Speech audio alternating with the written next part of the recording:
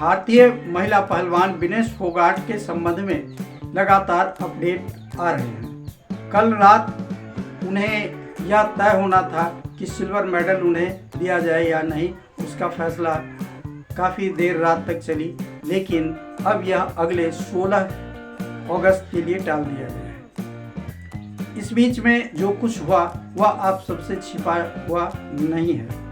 विनेश फोगाट के लगातार प्रयास के बावजूद अब तक यह हुआ है कि कम से कम उनकी केस की सुनवाई हो रही है और केस में लगातार नया अपडेट आ रहे हैं और उम्मीद की जा रही है कि हो सकता है कि इन्हें सिल्वर मेडल मिले, क्योंकि इनके पक्ष में भी बहुत सारे दलील हैं। क्योंकि फर्स्ट सेकेंड राउंड तक इनका वजन में कोई चेंजेस नहीं था, तो वहाँ तक तो ठीक ही था। आगे इसी फैसला से जो ओलंपिक गेम्स के रूल्स रेगुलेशन है उसमें भी बहुत सारी सुधार आने की बात हो रही है, क्योंकि यह एक अहम फैसला होने जा रहा है। इसके पूर्व भारतीय ओलंपिक संघ और भारत के ओलंपिक संघ के पदाधिकारी और खेल मंत्री और भारत के टोलर्स, इन लोगों की जो स्थिति थी वह बड़ा ही हास्यास्पद था। ये कभी इनका समर्थन नहीं किया। खेल मंत्री ने तो यहाँ तक दावा कर दिया कि इनके ऊपर बहुत बड़ी रकम खर्च की गई है, और हमारे प्रधानमंत्री तो इनके डिस्क्वालीफाई होने का इंतजार ही कर रहे थे और उन्होंने झट से ट्वीट डाल दिया, जो आ जाओ घर वापस आ।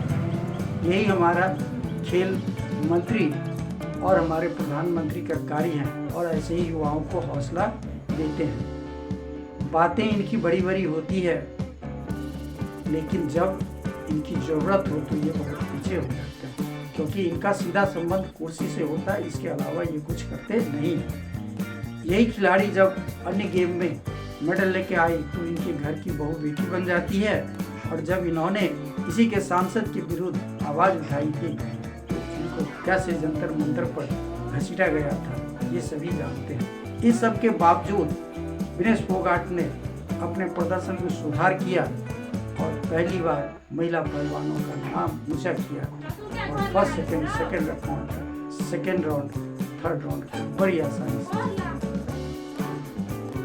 अब सवाल इनके साथ ये उठता है कि इनका वजन अगर बढ़ गया तो इसके लिए जिम्मेवार कौन है? कौन इनकी खाने पीने के चीज़ों पर ध्यान रख रहा था? कौन इनका मेडिकल चेकअप कर रहा था? कौन इनके वजन से संबंधित अन्य सारे कार्य को कर रहे थे? और इनके साथ गया हुआ मेडिकल टीम क्या कर रही थी? ये खेल पदाधिकारी वहाँ सिर्फ पेरिस में घूमने टहलने के लिए गए थे, मौज मस्ती के लिए गए थे। इनके ऊपर कितने करोड़ का खर्चा हुआ, इसका हिसाब मनसुख मंडाविया देगा। मनसुख मंडाविया किस हैसियत से यह दावा कर रहा है कि इनके ऊपर बहुत बड़ी रकम खर्च की गई है? मनसुख मंडाविया के ऊपर कितना रकम खर्च होता है? उसने इलेक्शन में कितने पैसे लगाए, क्या हिसाब है? कितने घोटाले किए? अपने घोटाले को तो ये लोग छुपा जाते हैं और दूसरे के ऊपर बड़ी तीखी नज़र से देखते हैं। इस हरियाणा की बेटी को हरियाणा के खाप पंचायत ने बड़ी सम्मान करने की बात की है, सो उन्हें दावा किया है कि इन्हें सम्मानित किया जाएगा। गोल्ड मेडल नहीं हुई तो कोई बात नहीं, हमारी बेटी तो जीत गई है और लोगों ने सर आंखों पर लिया, उनका स्वागत किया जाए। लेकिन हमारे खेल मंत्रालय, ओलंपिक संघ, पीटी उषा, ये सारे लोग अपनी जिम्मेवारी से पल्ला झाड़ रहे हैं। उन लोगों ने फाइनल कर लिया जो क्या करना है, कब क्या बोलना है, सारी प्लानिंग तैयार है। अगर विनेश फोगाट को सिल्वर मेडल मिल जाती है, ये लोग दावा करेंगे, देखो हमने ओलंपिक संघ से लड़ करके इनको मेडल दिला दिया।